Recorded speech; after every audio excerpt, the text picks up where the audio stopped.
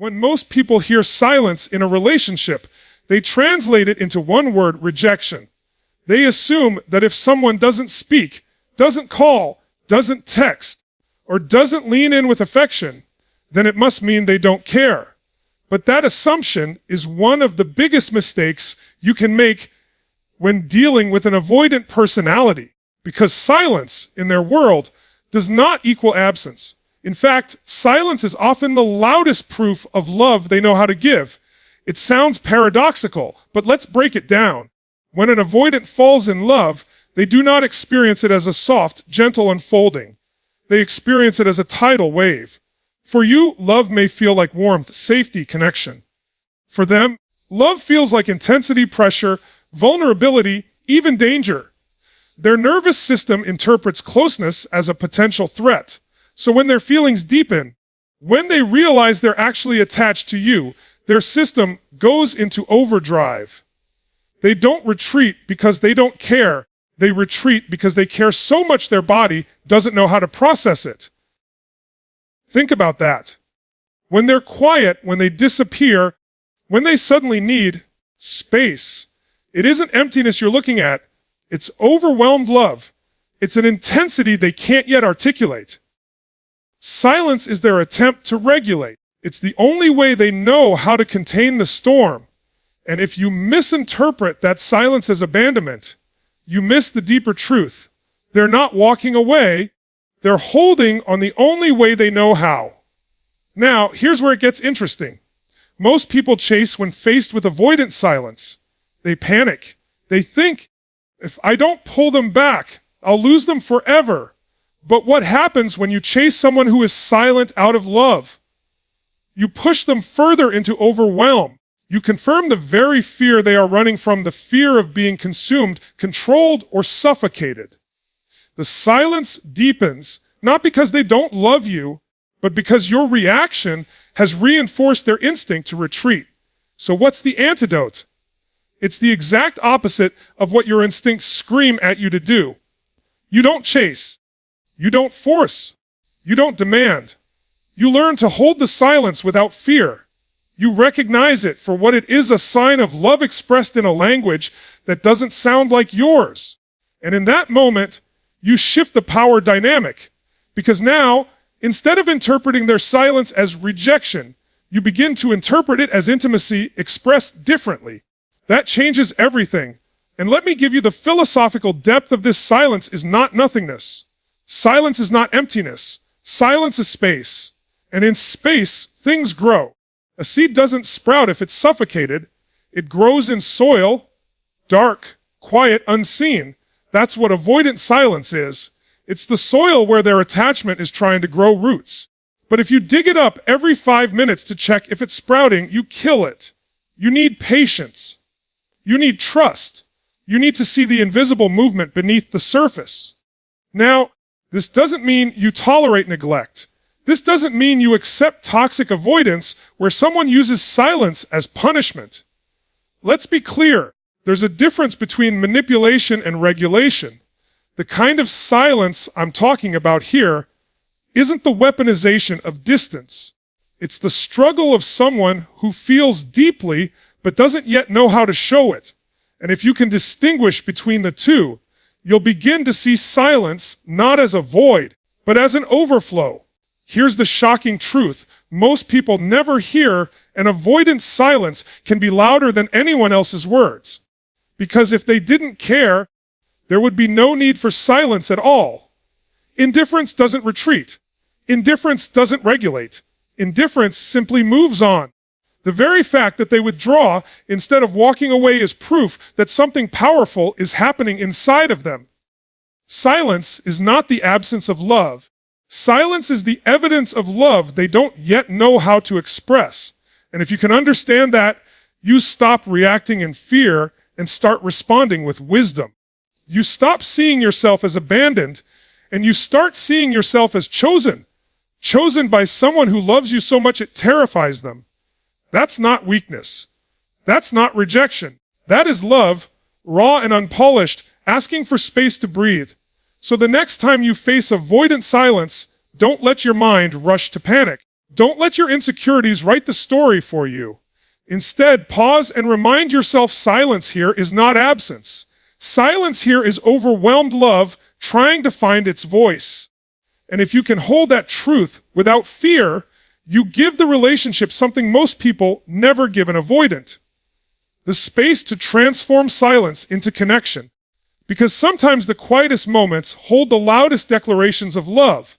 When most people think about love, they imagine closeness.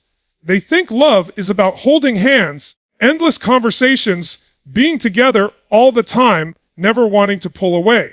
But if you're dealing with an avoidant, you need to understand something that turns that definition upside down. Withdrawal, for them, is often their version of closeness. And I know that sounds contradictory, but listen carefully, because this shift in perspective could save you from sabotaging the very connection you're trying to build. Here's why. An avoidant's deepest fear is not rejection. Their deepest fear is being consumed. They fear that if they let themselves go all in, they'll lose their identity, their independence, their ability to breathe. That fear didn't just appear out of nowhere. It's rooted in their earliest experiences, in moments where closeness felt overwhelming, where depending on someone didn't feel safe, where vulnerability meant pain, not comfort. So when they finally feel deep affection for you, when they feel attachment rising up in their chest, their instinct isn't to lean in like most people. Their instinct is to lean out. And here's the shocking paradox: the moment they withdraw is often the moment they feel most connected. Their withdrawal isn't proof of less love. It's proof that love has reached a level intense enough to trigger their survival instincts. If they didn't care, they wouldn't bother pulling back. Indifference doesn't need space. But love, real raw love, activates the very defenses they built to protect themselves from pain. So think about what this means in real time. You're with someone avoidant. Things are going well. The intimacy deepens. You feel it. You think, finally, we're getting closer. And then suddenly, they go quiet. They cancel plans. They disappear for a while. And your mind screams, they're leaving. They don't care. It's over. But in reality, that withdrawal is not them falling out of love. It's them falling deeper into it. It's them stepping back, not because they want out, but because they're terrified of being all the way in. Most people don't understand this, and that's where everything breaks down. They chase the avoidant when they withdraw. They demand closeness. They beg for reassurance. They push for conversation. And what happens? The avoidant retreats further, because in their psychology, that push is proof of the very suffocation they're afraid of. Your pursuit doesn't bring them closer. It convinces them that closeness equals loss of freedom. And then the cycle repeats. You chase harder, they retreat further, until both sides feel misunderstood and unloved. But if you can shift your perspective, if you can see their withdrawal as a distorted expression of closeness rather than a rejection, you immediately change the dynamic. You stop chasing. You stop panicking. You hold steady. And in that steadiness, you communicate something powerful. Your need for space doesn't threaten me. Your withdrawal doesn't make me insecure. I can love you without clinging. And when they feel that, that's when the avoidant begins to trust. That's when the walls start to crack, because what they fear isn't love. It's losing themselves in love. Show them they can have both, and you unlock a deeper connection than most people ever experience. This isn't just psychology, it's philosophy. Think about the balance of opposites. Fire needs oxygen, but too much oxygen extinguishes it. A plant needs sunlight, but too much burns it. Love with an avoidant follows the same law. Closeness is needed, but in doses that allow space. Their withdrawal is not a denial of love. It's their way of balancing intensity with safety. If you fight it, you break the balance. If you respect it, you allow love to breathe. And here's the part that will surprise you most: the withdrawal doesn't last forever. It's not permanent. For an avoidant, pulling back is like coming up for air. They need the space to breathe so they can engage without drowning. And if you can trust that rhythm instead of resisting it, you discover that withdrawal and closeness are not opposites. They are part of the same dance. The pullback is simply the inhale before the exhale of connection. So don't misinterpret withdrawal. Don't let your insecurities write the story for you. Instead, recognize it as love in disguise. A fragile, unfamiliar love that doesn't yet know how to flow freely. And when you choose not to panic, when you choose to stand in strength instead of fear, you communicate something that an avoidant rarely feels: safety. And that safety is what allows them to come closer, not by force, but by choice. Remember this: their withdrawal is not a wall against you. It is a wall against their own fear. And sometimes the greatest proof of love is not in how close they get, but in how carefully they step back to protect what they're feeling. Because when an avoidant withdraws, it isn't distance. It's love wrestling with fear, trying to find its balance. One of the most misunderstood behaviors of an avoidant partner is the way they seem to test the relationship without ever announcing they're doing it. They don't test you with words. They test you with silence. They test you with distance. They test you with what looks like indifference. But make no mistake, this is not because they want to hurt you or push you away permanently. It's because, for them, safety has to be proven before vulnerability can be offered. And their way of proving it isn't straightforward. It's subtle, often frustrating, but it's deeply revealing once you understand what's happening beneath the surface. See, most people think of love as a declaration. I love you. I'm here for you. You mean everything to me.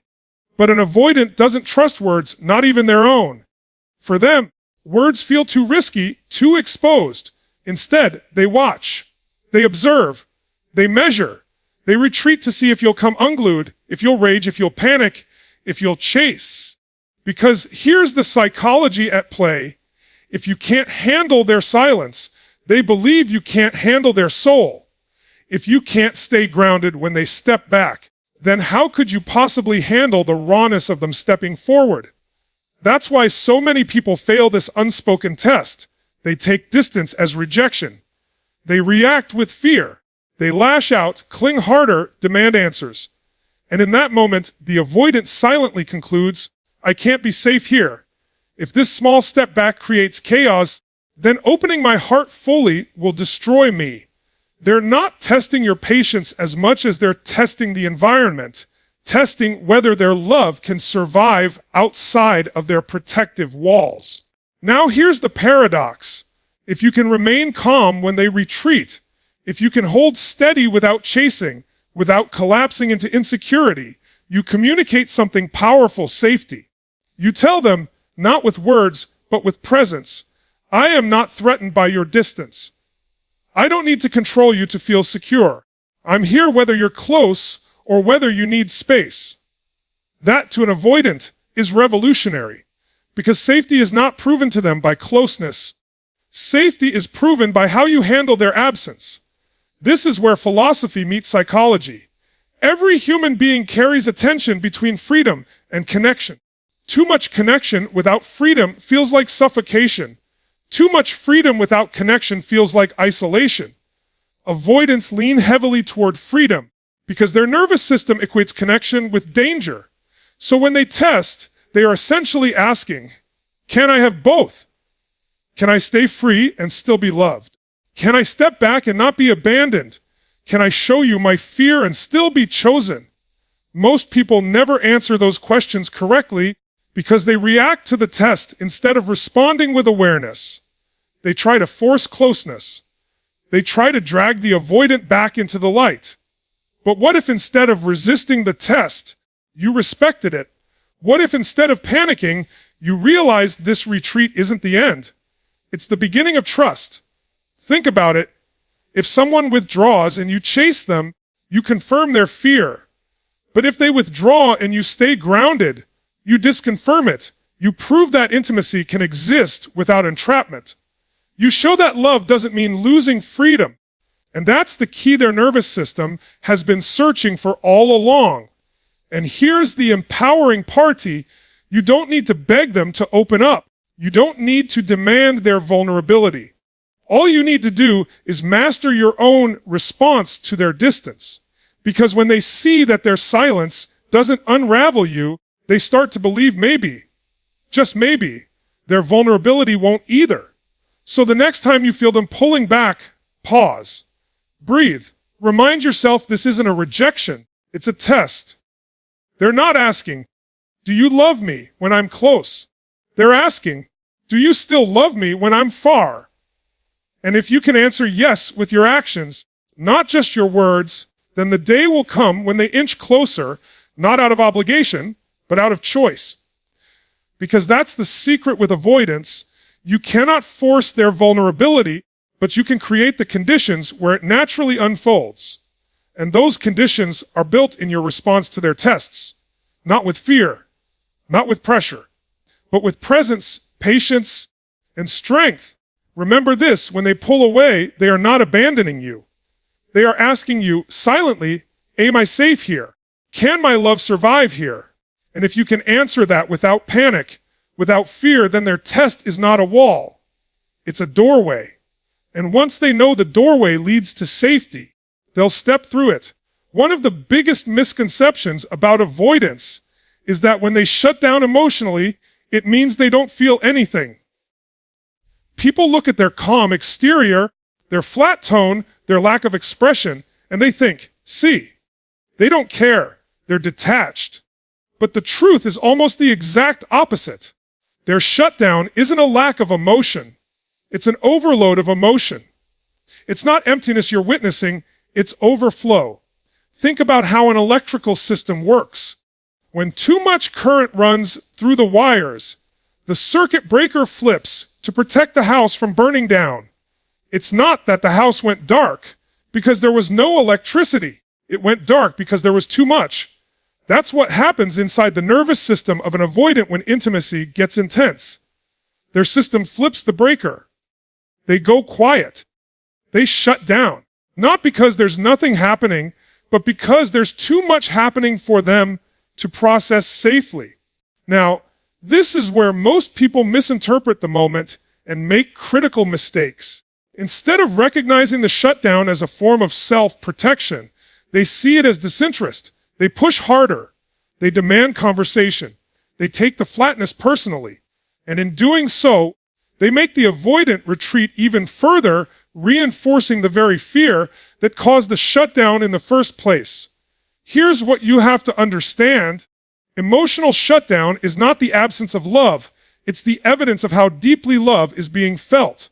It's the nervous system's way of saying, this is too much, too fast, too overwhelming. And once you recognize that, you can stop misinterpreting their behavior and start responding with wisdom. Philosophically, this moment represents one of the greatest challenges in any relationship, the tension between expression and restraint. Some people, when they feel, they overflow outward. They cry, they talk, they pour their emotions everywhere. That's their release valve. But avoidants don't release outward. They implode inward. They contain, they suppress, they regulate by holding it all inside. And if you're not careful, you'll misinterpret their implosion as apathy instead of intensity. So what do you do in that moment? You don't chase. You don't try to pry them open with force. You don't demand immediate access to what they're feeling.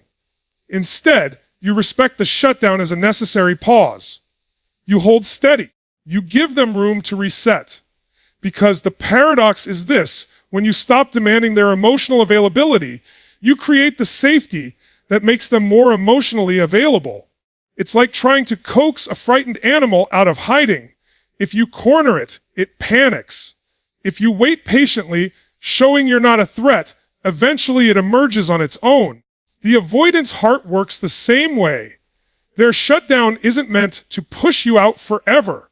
It's their nervous system's way of retreating into a cave where they can breathe again. If you allow the process without judgment, you become the one place in their life where love doesn't feel like suffocation. Now, let's go deeper. Emotional flooding and avoidance is not just about the present moment, It's about memory. Their body remembers times when vulnerability led to rejection or shame. So when they feel too much, those memories get triggered. Their shutdown is a time capsule. It's their nervous system reliving old wounds. And your role, if you choose it, is not to break the capsule open, but to show them that this time is different. This time, closeness won't crush them. This time, emotions won't destroy the bond. This requires strength on your part. It requires the ability to separate your own fears of abandonment from their fears of engulfment. If you mistake their shutdown as rejection, you'll react from insecurity. But if you see it for what it really is, emotional overload, you'll respond with patience, with calmness, with groundedness. And in that response, you show them what their nervous system has been searching for all along: safety and connection. And here's the powerful truth. The avoidant doesn't want to stay shut down forever. No human being does. We're wired for connection.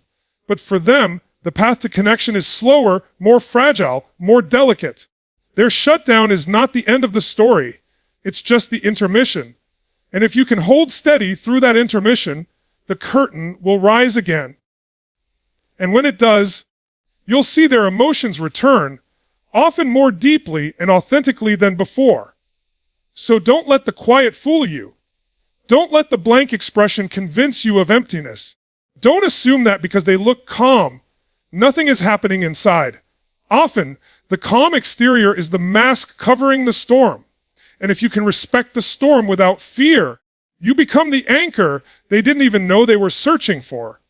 Remember, this emotional shutdown in an avoidant is not a lack of love. It is love overflowing to the point of collapse. And if you can interpret it correctly, you won't run from it. You'll stand firm in it. Because sometimes the greatest proof of love is not in the words spoken or the tears shed, but in the silence that hides the flood. One of the most shocking truths about avoidance is this: the colder they seem on the outside, the more deeply attached they often are on the inside. It's counterintuitive, isn't it? We've been conditioned to believe warmth equals love and coldness equals detachment. But for avoidance, that formula doesn't hold. In fact, their apparent coldness is often the strongest mask for their deepest attachment. Let me explain why. When an avoidant starts to love, it triggers a primal fear in them. Fear of dependency, fear of exposure, fear of losing control. So what do? They put on armor. They create distance. They act indifferent. They hide behind coolness. Not because they don't feel, but because they feel too much. That mask of coldness is not protection from you. It's protection from the intensity they feel for you. Think about it. If they truly didn't care, there would be no need for a mask at all. Indifference doesn't hide itself. It simply walks away. Indifference doesn't need to look cold. It doesn't need to act detached. It just is detached. But if someone is going out of their way to act distant, if they are working hard to appear unaffected, that effort itself is proof there's something they're trying to contain. The colder they look, the hotter the fire burning underneath. This is why so many people misread avoidance and sabotage the relationship. They take the mask at face value. They see the lack of expression, the quiet tone, the retreat into independence.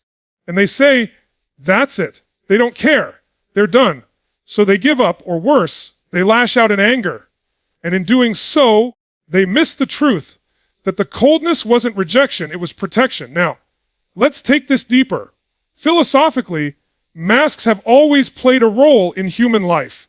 In ancient theater, actors wore masks not to hide, but to reveal something larger than themselves. The mask was a symbol, a way of channeling something powerful.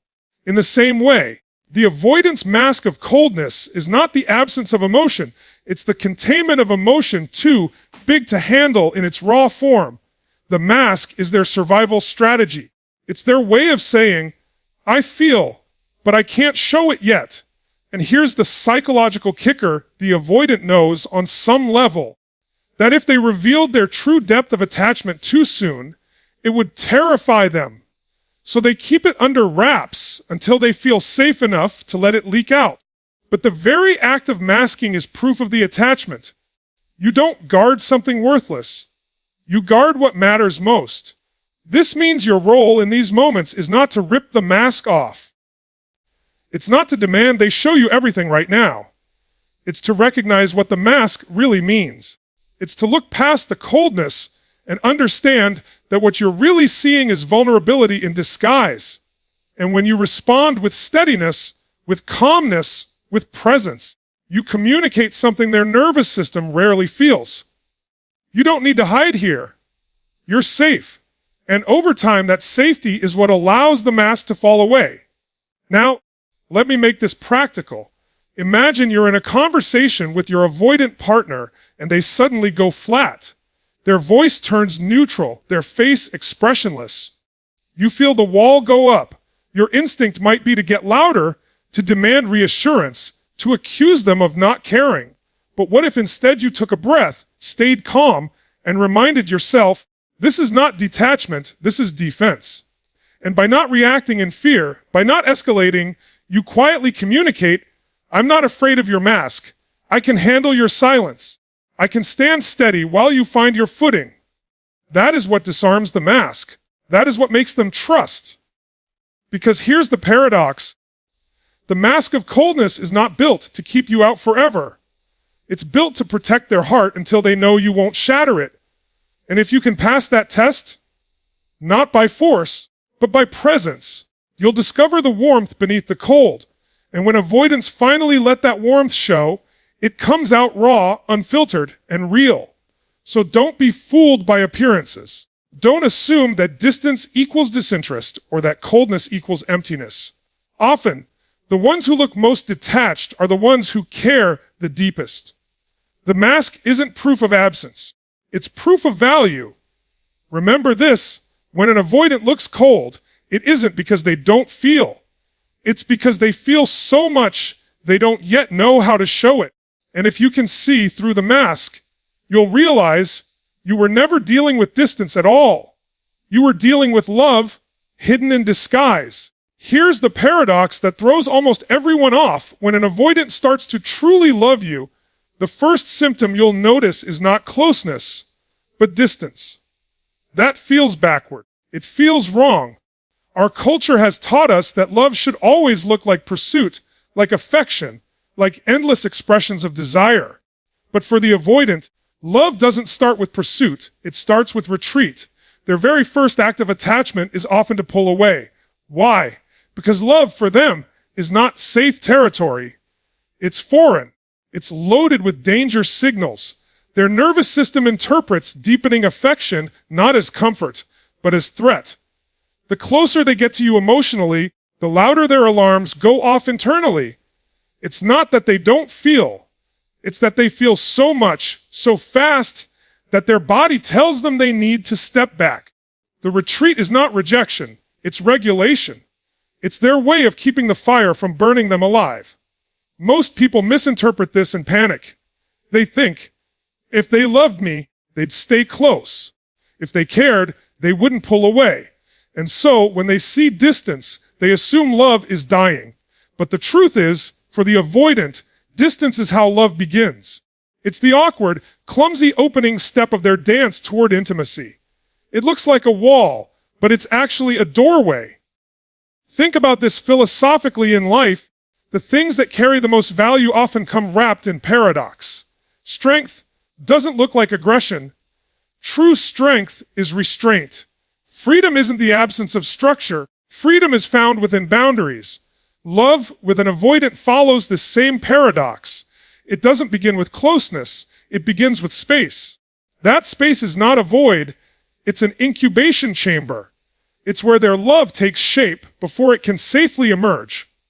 Now, here's where your response becomes everything. If you chase them when they step back, if you panic and demand closeness, you interrupt the process. You confirm their deepest fear that love means losing freedom, losing air, losing self.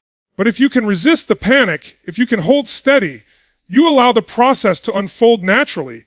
Their retreat becomes a cycle, not a collapse. They step back, they reset, and then they step forward again, Slowly, cautiously, but with increasing trust. This is where wisdom separates itself from impulse. Your impulse may scream, close the gap, pull them in. But wisdom says, hold your ground, let them breathe. Trust the rhythm. And when you act from wisdom instead of fear, you create a space where their love doesn't suffocate them. It strengthens them. Let me take this one step deeper.